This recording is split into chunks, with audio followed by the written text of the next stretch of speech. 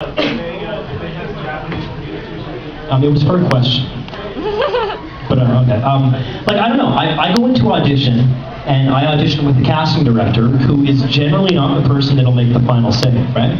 I mean, I guess they talk to the clients, and the clients may be, some of the Japanese creators. They may be the North American counterparts. They could be a number of people, and usually those people are based out of the States for the most part, right?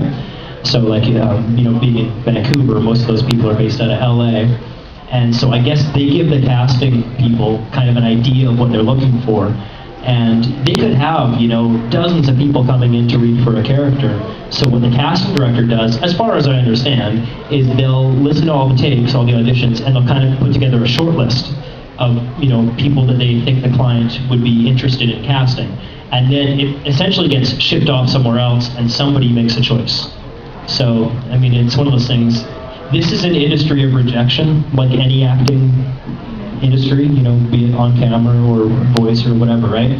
The best way to think about it is do your very best in audition and then try your best to forget about the project altogether. Because if you're sitting there just, waiting by the phone, waiting to get that call to see if you've been cast, you're not going to make it in this industry, because most times, more often than not, you're not going to get the role.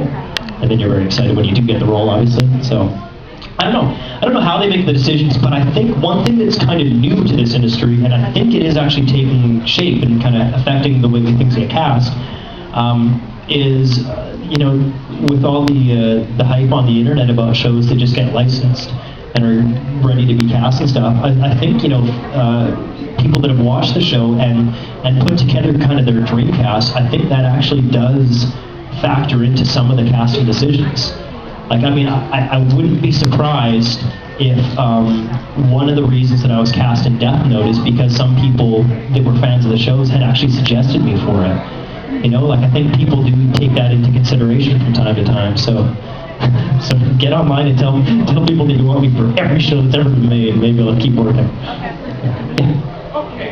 Okay, we'll come back to you guys. The dubbing for the live-action movie. Easier or harder than Where were you earlier, man? We answered this question. I was stuck in the lineup for 45 minutes. Yeah, well, the live-action definitely harder because people, to recap for you.